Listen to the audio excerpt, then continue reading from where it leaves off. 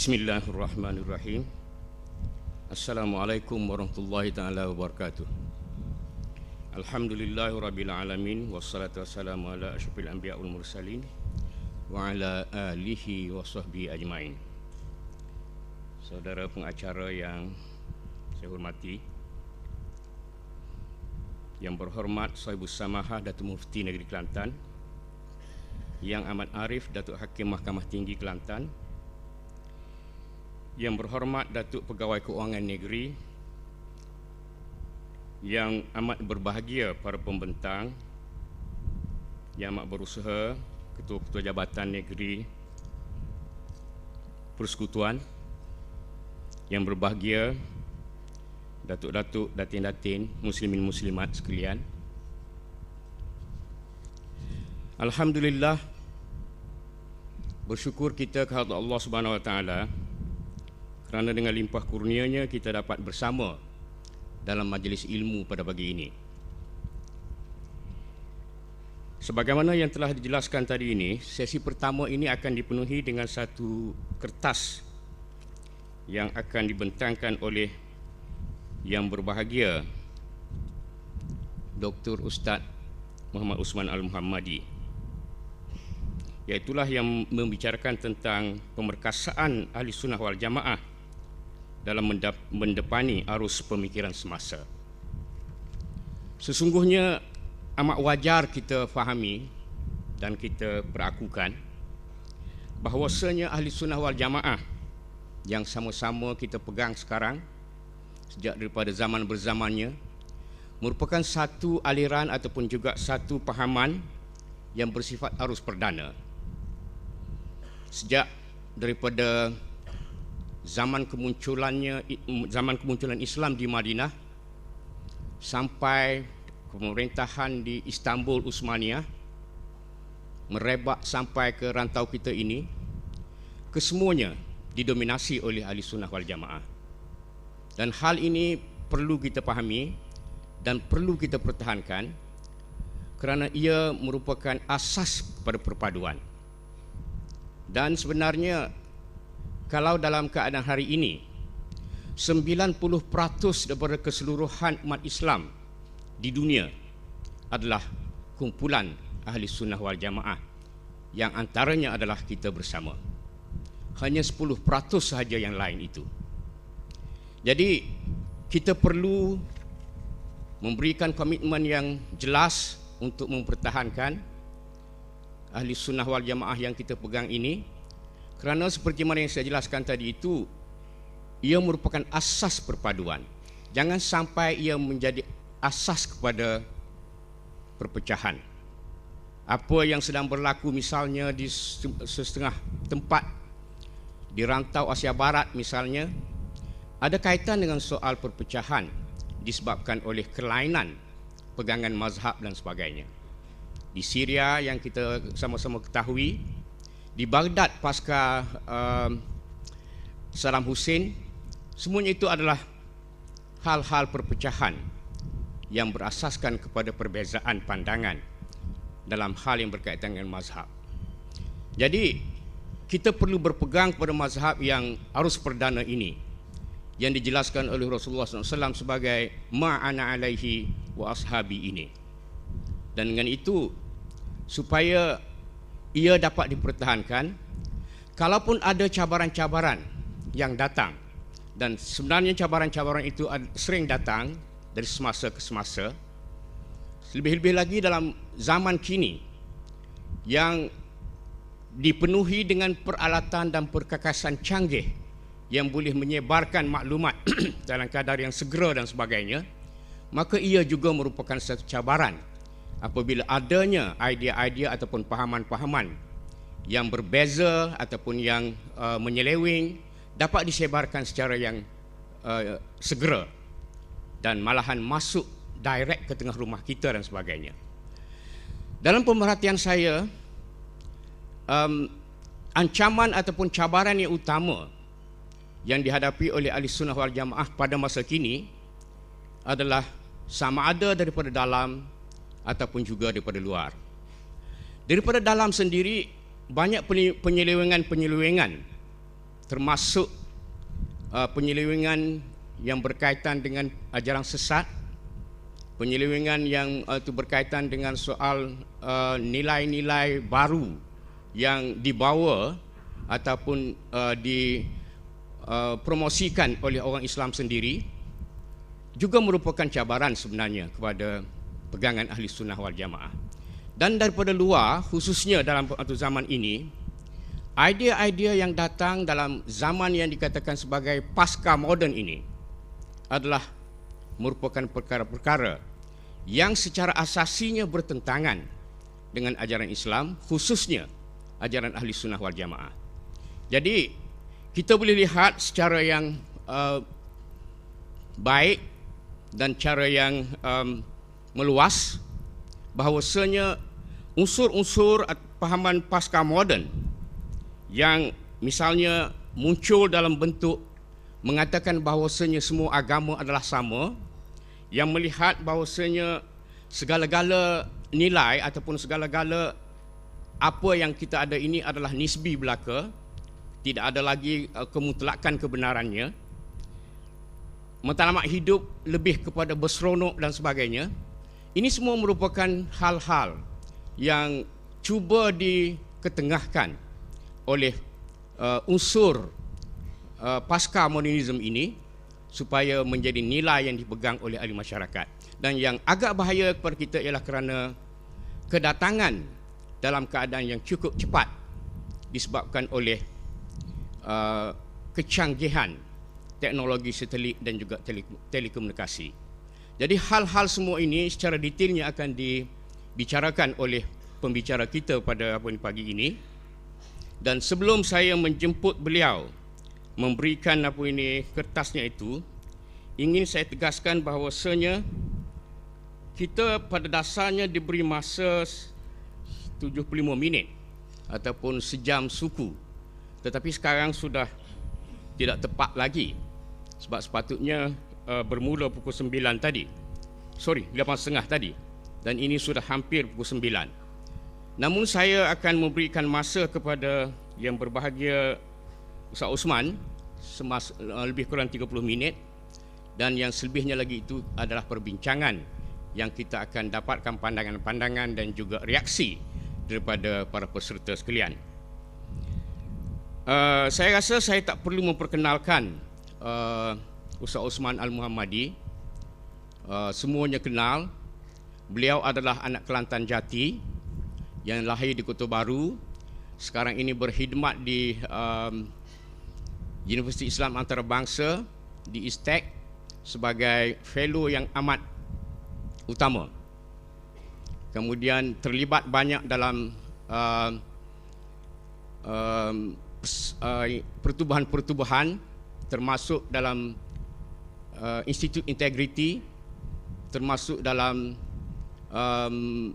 Institut Karyawan dan beberapa yang lain, dan tidak asing lagi dalam pembentangan kertas kerja sebab beliau mengatakan beliau telah terlibat paling kurangnya dalam 300 seminar, sama ada dalam negeri ataupun luar negara, dalam membentangkan kertas kerja.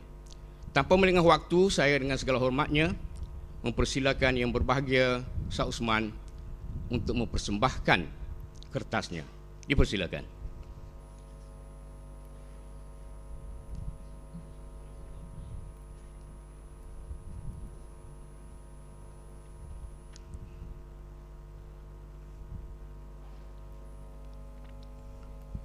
Assalamualaikum warahmatullahi wabarakatuh. A'udzu billahi minasy syaithanir rajim. Bismillahirrahmanirrahim. Alhamdulillahilladzi arsala rasulahu bil huda wa dinil haqqi liyuzhirahu 'alad dini kullih wa kafaa billahi shahida. Asyhadu an la ilaha illallah wa asyhadu anna Muhammadan abduhu wa rasuluh. Allahumma salli wa sallim ala sayyidina Muhammadin wa ala alihi wa sahbihi wa sallim fil awwalin wal akhirin wa fil mala'il a'la ila yaumiddin. Segala puji bagi Allah yang mengutuskan Rasulnya dengan agama dan bimbingan yang benar, agar ia mengatasi atas agama semuanya, dan memadailah Allah sebagai saksi. Saya menyaksikan bahawa tiada Tuhan yang disembah dengan sebenarnya melainkan Allah, dan saya menyaksikan bahawa Muhammad sallallahu alaihi wasallam adalah pesuruhnya. Ya Allah, kurniakan rahmat, kesejahteraan dan kemuliaan kepada penghulu kami Muhammad, ahli keluarganya dan para sahabatnya, dengan rahmat, kemuliaan dan kesejahteraan dalam kalangan umat generasi dahulu, umat generasi kemudian, serta mereka dalam kalangan al-mala'ul a'la sehingga hari kemudian. Wa ba'du. Yang dimuliakan Tuan Pengerusi majlis kita pada pagi yang berbahagia ini,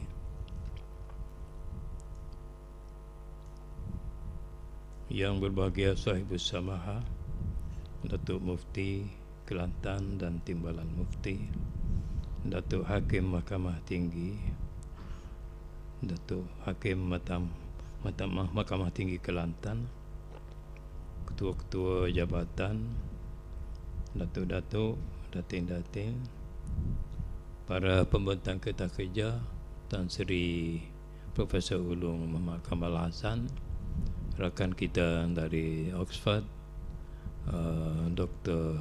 Afif Al-Akiti, marhaban bikum, tuan-tuan dan puan-puan.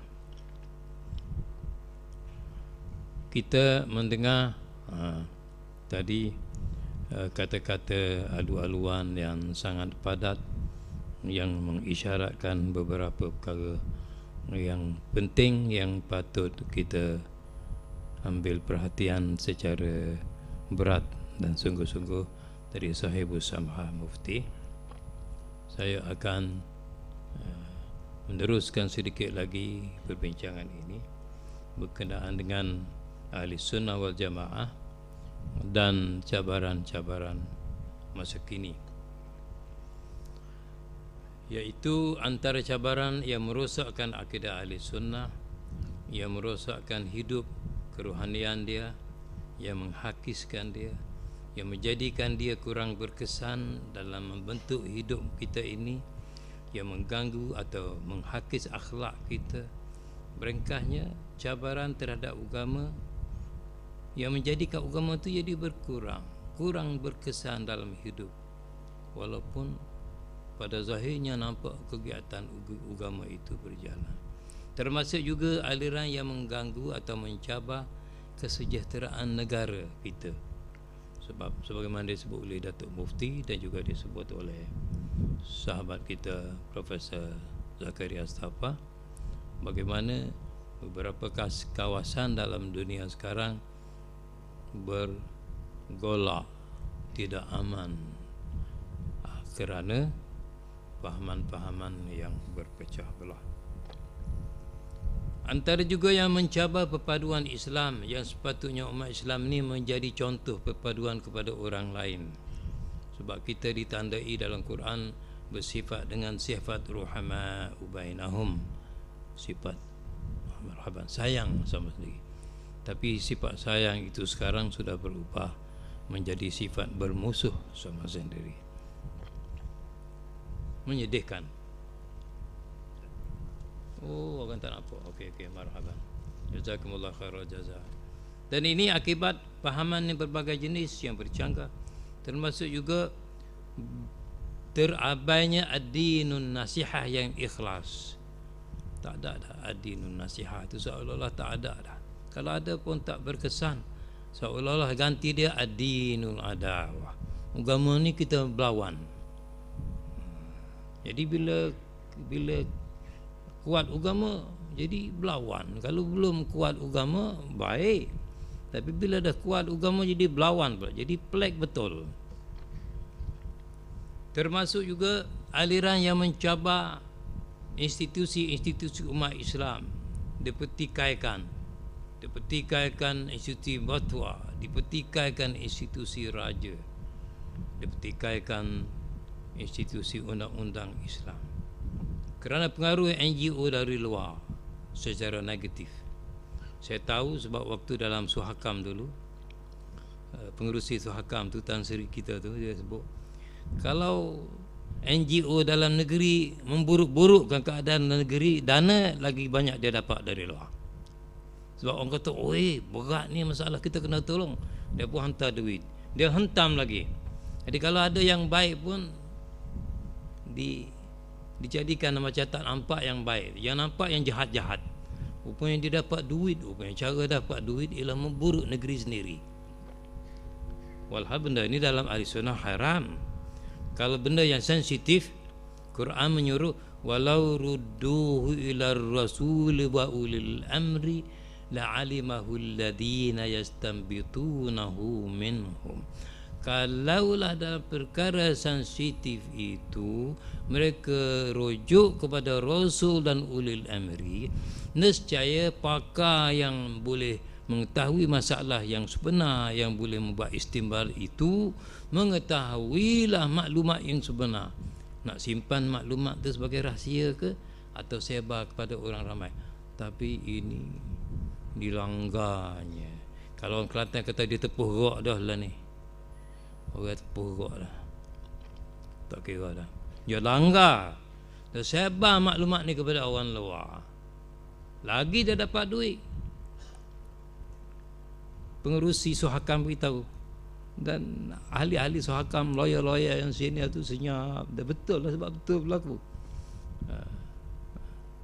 Subhanallah.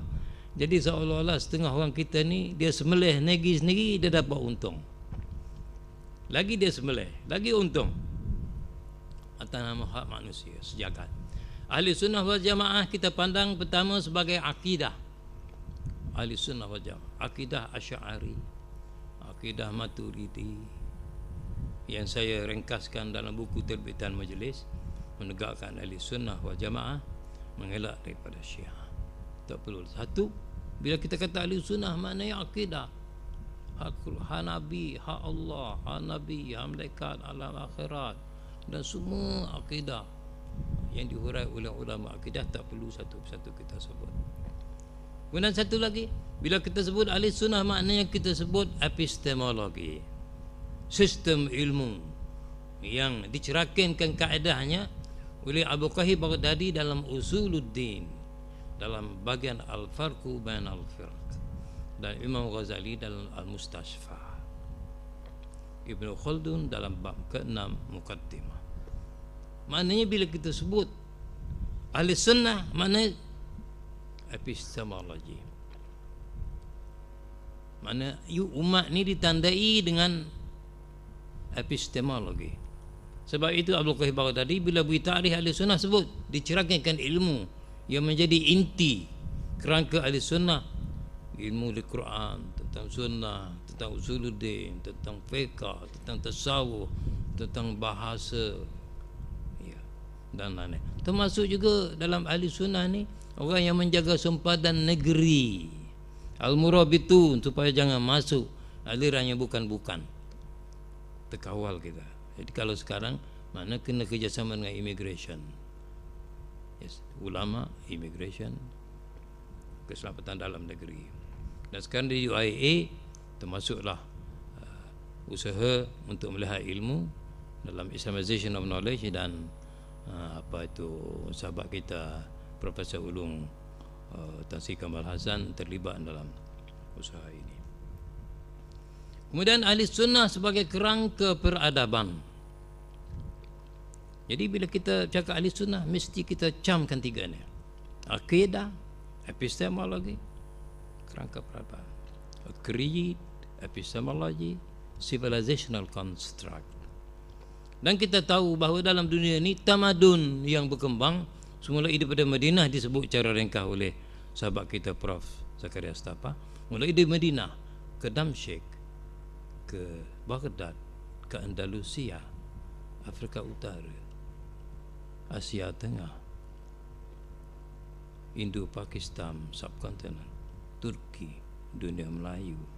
Semuanya ahli sunnah. Yang lain daripada ahli sunnah tersikit-sikit sebentar.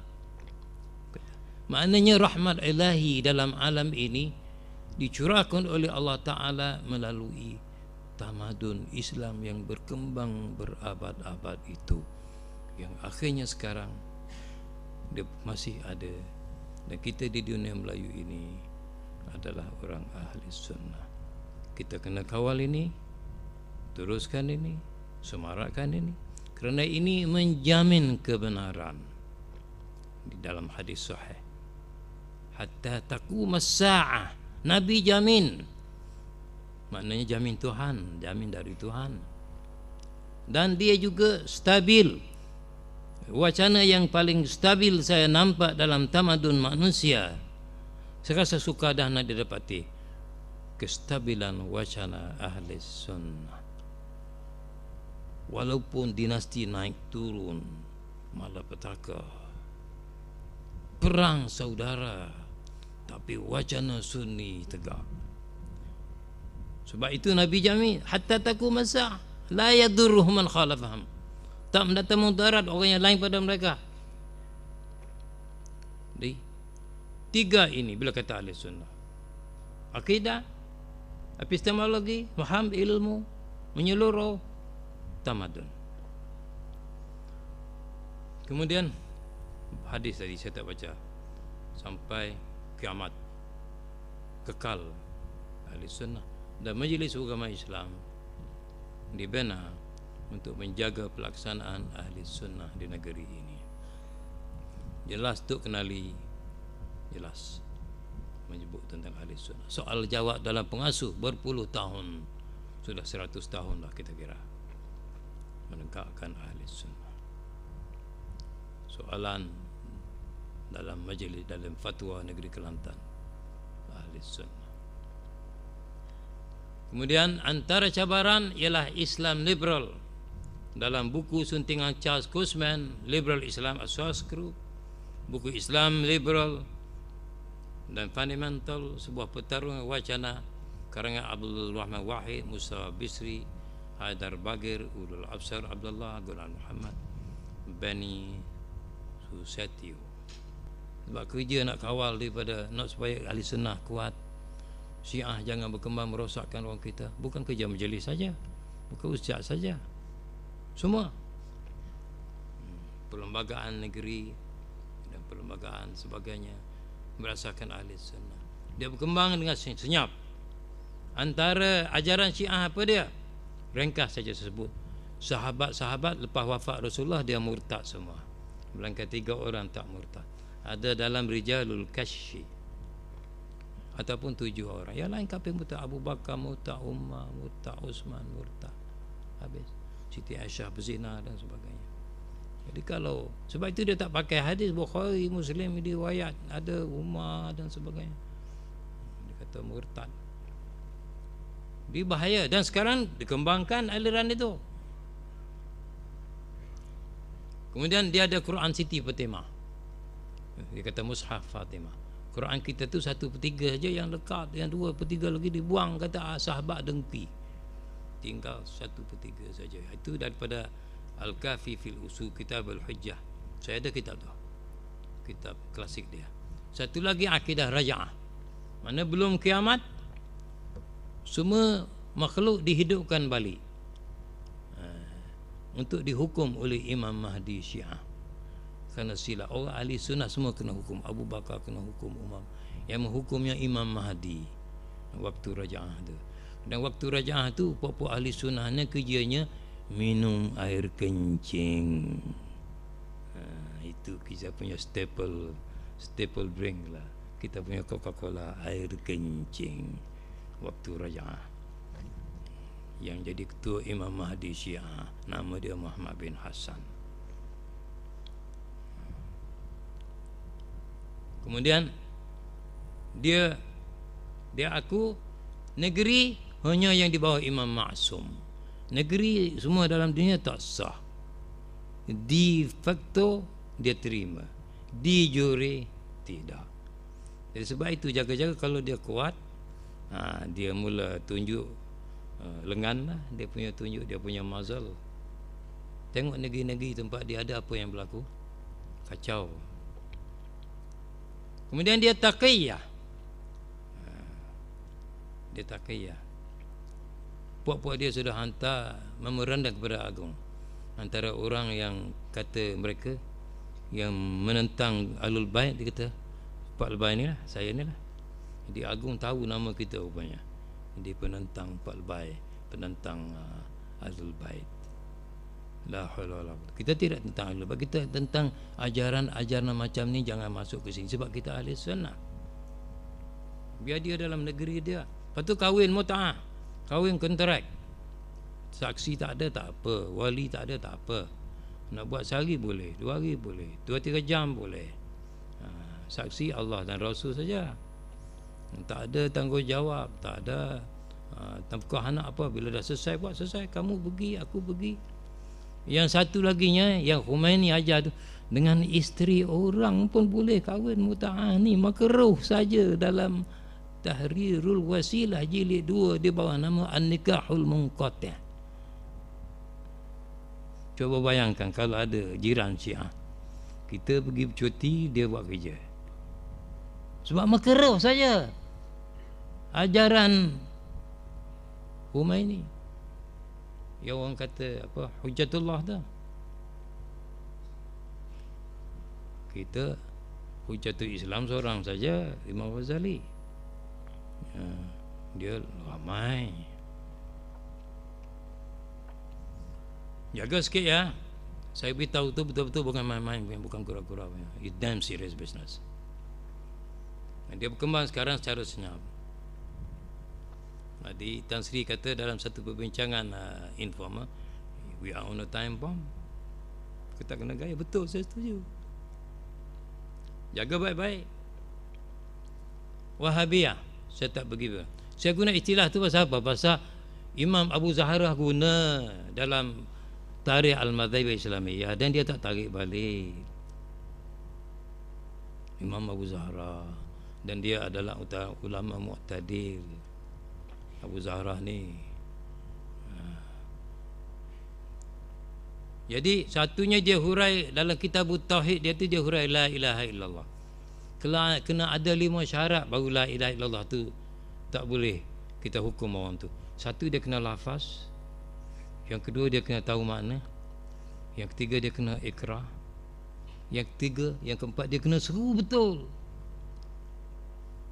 bahawa Allah tidak ada Tuhan lain. Yang kelima, bahawa dia kafir. Dia kata ayat dia hatta yudifa ila dhalika al-kufra bima yu'badu min dunillahi.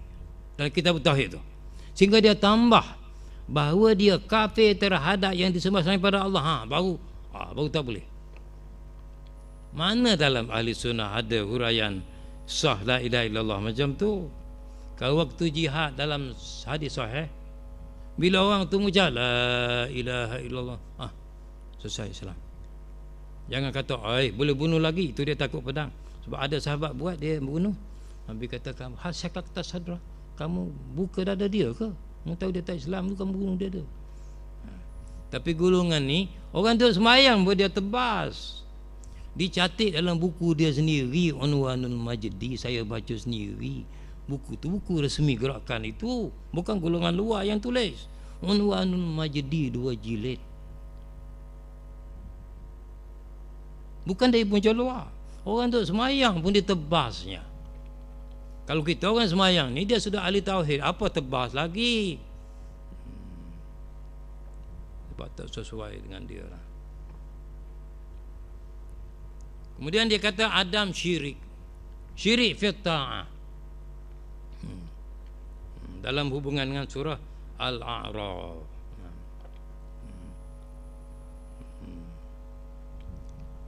Itu Al-A'raf ayat 189. Ditafsirkan Adam dan Hawa syirik terhadap Allah Bila mereka berdua diberikan anak selamat, diberi nama anak Al-Harith Ibn Abdul Harith. Al-Harith itu nama syaitan. Jadi hamba syaitan. Pasal syaitan suruh, kalau tak bagi mati. 2 kali dah mati dah anak dalam rahim. Jadi hidup. Jadi dikatakan dalam kitab tauhid tu, Adam tu dia syirik, terlibat dalam syirik fitrah. Sebenarnya riwayat tu Ibnu Katsir tolak, tapi ya dia mau pakai riwayat tu. Tolak Ibnu Katsir, tolak. Coba rujuk.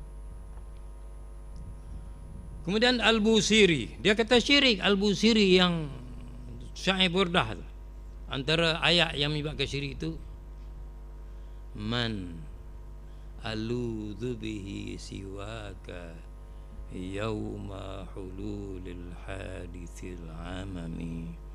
Siapa dialah penghulu, kata Busiri, yang hamba boleh suruh minta tolong pada hari bila bala kena atas semua.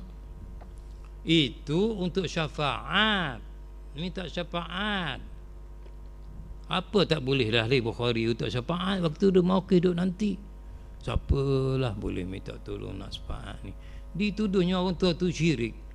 Cuba buka dalam laman web Ibnu Utsaimin, Syekh Utsaimin. Teruk dia kasih Busiri syirik. Jadi berbezalah dengan ahli sunnah. Lepas tu dia bagi tauhid kepada 3.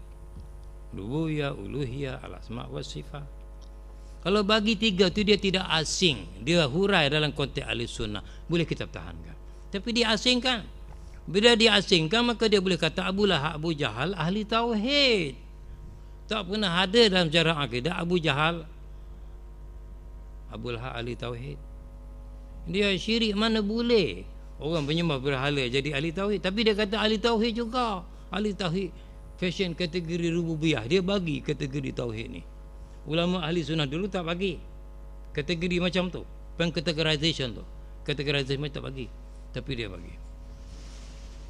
Jadi bila dia bagi Abu Lahab, dia boleh kata ahli tauhid. Orang yang mengaji sifat 20 tidak ahli tauhid. Orang yang pergi bertawasul di kubur Rasulullah SAW, ya Allah dengan berkat Rasulullah tolong, dia kata penyembah berhala, sama dengan penyembah berhala. Maka hukum penyembah berhala kena atas dia. Ada seorang kawan saya, dia memberi kuliah. Maka seorang pelajar tanya, bagaimana doktor kalau orang pergi ke kubur kata, ya Tuhan dengan berkat, ini macam sembah berhala lah tu, lembut saja tu. Tapi akidah Muhammad Abdul Wahab tu, dan halal darah tu. Sebab itu dia halalkan darah orang Turki dalam Tarikh Najdin. Dan Tarikh Najdin adalah buku gerakan itu sendiri, bukan buku orang luar. Bukan. Jadi balik kepada tauhid yang diajar oleh ulama ahli sunnah. Kalau nak bagi pun bagi hurai mengikut ulama ahli sunnah. Jangan hurai ikut mereka dipisahkan. Sampai bila dipisahkan, penyembah berhala pun ahli tauhid. Orang pergi bertawasul pun dikatakan macam sembah berhala. Dan pada mereka Imam Asy'ari sesat. Sampai sekarang pun diajarnya begitu. Tapi tak dihebohkan. Dan setengah yang belajar di sana bila pulang dia tak beritahu itu. Dia pakai senyap saja. Kita kena beritahu kerana kita ini sama anak beranak supaya kita selesai masalah ini dengan baik. Ikutlah Imam Abu Zahra. Kalau dia ada tempat dia, okeylah. Kalau sampai berkembang nanti bila dia kuat, susah. Kemudian yang menjadi masalah pula, yang dibincangkan oleh golongan ini, dikatakannya transformasi tamadun. Talqin, usalli, tahlil arwah. Ini transformasi tamadun ke fashion ni. Masalah pemikiran postmodernism yang sedang menyerang kita tak dipedulikannya. Dipedulikannya talqin, usalli. Dipedulikannya apa tu benda-benda macam tu. Subhanallah. Okey, kemudian pecah dan buruk. Kemudian dia menimbulkan budaya anti establishment sebab dia tak hormat ulil amri. Pernah dalam satu forum di UIA, bila saya sebut bila berada di satu tempat ulil amri kata mazhabnya begini, kita mesti taat. Kalau dia kata kena ada tauliah, kena taat, apa ulil amri ni? Kata orang yang merasa dia pandai tu. Apa ulil amri ni? Rupanya macam tu dia pandang ulil amri, ya, pemikiran macam ni ringan saja. Dia padan, dia berontak lawan Turki Osmania pun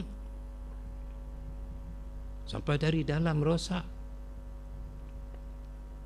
Jadi Abu Zahra, ya, berapa minit ya? Minta maaf lah. Jadi leka kata Allah. Boleh kita buat kesimpulan ke? Sekularisme saya tak baca, Orientalism tak ada baca, hidup selebriti, tribalization saya tak baca. Langkah-langkah tentang dakwah tolong tengok ya. Ya. Kemudian jalan ke depan, Mike, saya harap kita akan tolong bersama-sama dengan Mike, dan bila Mike buat fatwa, kita kena taat pada fatwa Mike, kena hormat. Jangan kita ganggu otoriti majlis di bawah ulil amri, dan ulil amri di Kelantan diperkasakan. Dan saya nak ketengahkan satu lagi masalah kita kena hadapi pakat-pakat. Ni kau tidak berbicara terlukin lah, usolli lah. Bagaimana Max Weber thesis yang menghantui kita sampai sekarang perlu diselesaikan. Saya baru dah cakap dengan Prof. Mustafa, kita selesaikan. Yang menyebabkan orang menghina syariat Islam, menghina Tok Qadi, menghina fatwa. Kalau mereka baca Max Weber thesis, habis kita. Dan non-Muslim dipengaruhi oleh Max Weber thesis. Kalau kita tidak selesaikan ini, Syekh besar Max Weber thesis ini, teruk lagi kita. Jadi sama Islam tu kelahi, duk kata sekularisme lah, walhal istilah sekularisme tu tak dirujuk daripada teks asal pun. Orang yang bercakap dan menuduh tu tak betul pun. Saya bersedia bincang insya-Allah sama anak beranak, adik-beradik, dengan rendah diri dan ikhlas ke atas dasar rahmah bainahum. Jadi ini, dan buku yang baik, buku oleh Haim Garba, Islam, Law, State, Society, buku baru diterbitkan oleh seorang profesor di Tel Aviv. Patut sangat kita dapat manfaat. Itulah saja, saya harap kita semua bersama dalam ahli sunnah, dan Allah memberi kekuatan kembali kepada majlis sebagaimana asal dia dirancangkan oleh Sultan Muhammad keempat, ya, Tok Kenali, Datuk Perdana dan lain-lain mereka zaman tu dan sekarang. Dan kita ketepikan unsur-unsur yang boleh memecah belahkan umat kita. Sebab kita diperintah oleh Allah, an aqimud-din wa la tatafarraqu fi, tegakkan agama, jangan berpecah. Jadi Fakhruddin Ar-Razi hurai panjang ni rahsia. Bila buat kerja agama bersatu, bila buat kerja agama berpecah ni, there must be something wrong, brother. Something wrong. Saya kata itulah saja. Wassalamualaikum warahmatullahi wabarakatuh.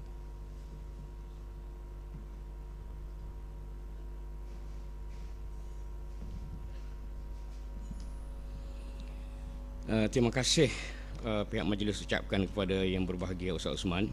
Saya mohon maaf terpaksa meminta beliau berhenti walaupun ada beberapa perkara yang masih belum disebut oleh beliau, dan sebenarnya itu sudah tertulis ya dalam kertas beliau. Kerana masa sudah agak melewati, dah hampir pukul 9.45, dan selepas ini ada lagi satu kertas. Jadi saya mohon maaflah itu terpaksa dihentikan. Sebagaimana yang kita sama-sama maklum tadinya, yang berbahagia Ustaz Osman menjelaskan tentang ahli sunnah itu ada asas-asas yang bertolak daripada akidah, kemudian sistem ilmunya, epistemologinya, dan juga kerangka peradabannya. Itu harus difahami dan harus kita seolahnya bertindak laku berasaskan kepada asas-asas yang berkenaan. Kemudian cabaran-cabarannya cukup banyak. Dijelaskan tadi tentang Islam liberal, tentang pluralisme agama, dan tentang gergasi yang sedang menyerang ummah sekarang, iaitulah unsur pasca modernism. Kemudian adalah unsur-unsur Syiah yang juga menggugat Wahabiyah. Yang tak sempat jelaskan adalah tentang sekularisme, orientalisme dan beberapa perkara lagi. Jadi saya mohon pihak urus setia supaya membenarkan sesi ini berakhir pada pukul 10. Pengurusi hangguk tu bolehlah tu. Jadi tanpa melengahkan waktu, saya buka untuk sesi perbincangan. Saya minta supaya dikemukakan ataupun kalau nak buat ulasan dan sebagainya hendaklah ringkas. Kalau soalan hendaklah juga ringkas supaya kita dapat memanfaatkan kurang lebih dalam 15 minit yang kita ada. Dipersilakan.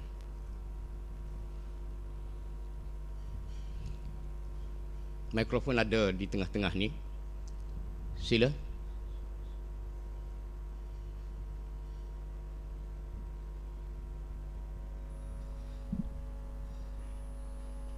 Tak ada ke? Sudah amat jelas ke atau macam mana? Oh ya, ada, sila.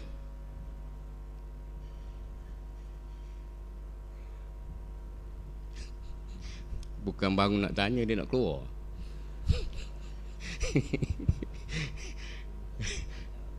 Yang lain?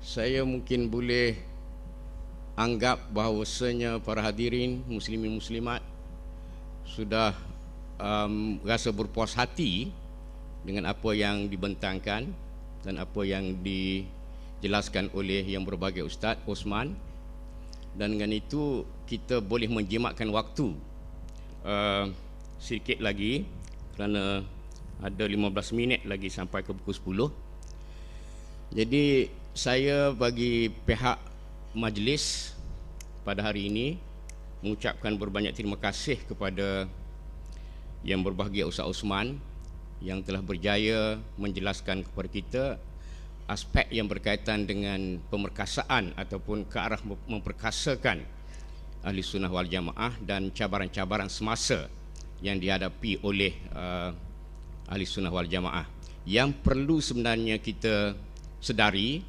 dan perlu kita perjuangkan supaya kita dapat bersatu di bawah naungan Ahli Sunnah wal Jamaah, dan dengan kesatuan itu kita boleh bergerak ke hadapan, kerana umat Islam masih banyak lagi agenda yang perlu diselesaikan. Seandainya kita berbalah ataupun berkelahi disebabkan oleh unsur-unsur agama, maka saya rasa kita tidak akan ke mana, orang lain akan meninggalkan kita. Dan kerana itu menjadi tanggungjawab kita bersama untuk memperkokohkan barisan umat Islam dalam proses untuk nak menjana kehidupan yang berbahagia di dunia dan juga di akhirat.